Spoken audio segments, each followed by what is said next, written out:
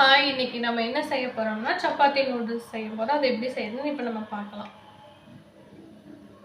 நம்ம வடக்கல் நல்லா சூடானது 2 table spoon எண்ணெய் லைட்டாக ஊற்றிக்கலாம். எண்ணெய் காஞ்சதும் நம்ம கடுகு போட்டுக்கலாம்.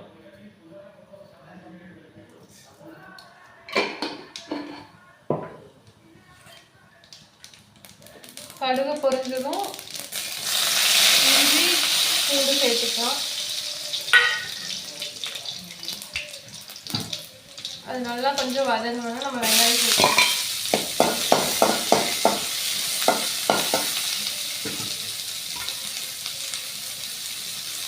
இது கூட ஒரே ஒரு வரமிளகாய் மட்டும் நான் ஆட் பண்ணிக்கிறேன்.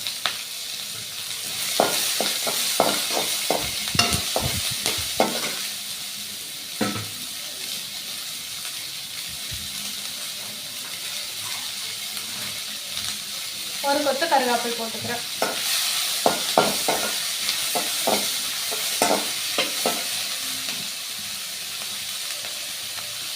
ஸ்லோ ஃப்ளேமில் வச்சுக்கிறேன். இது இப்போ நல்லா வதங்கட்டும். இது கூட தக்காளி ஆட் பண்ணிக்கலாம்.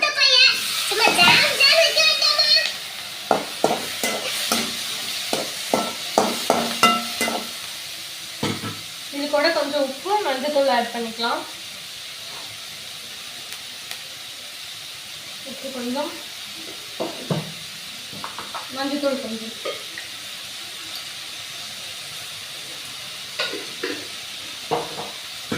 இப்போ நல்லா கிண்டிக்கலாம். இது நல்லா இப்போ வதங்கட்டும்.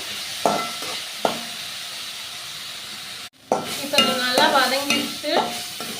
நான் இது கூட வந்து அந்த சப்பாத்தி கட் பண்ணி வச்சு ஆட் பண்ணிக்கிறேன்.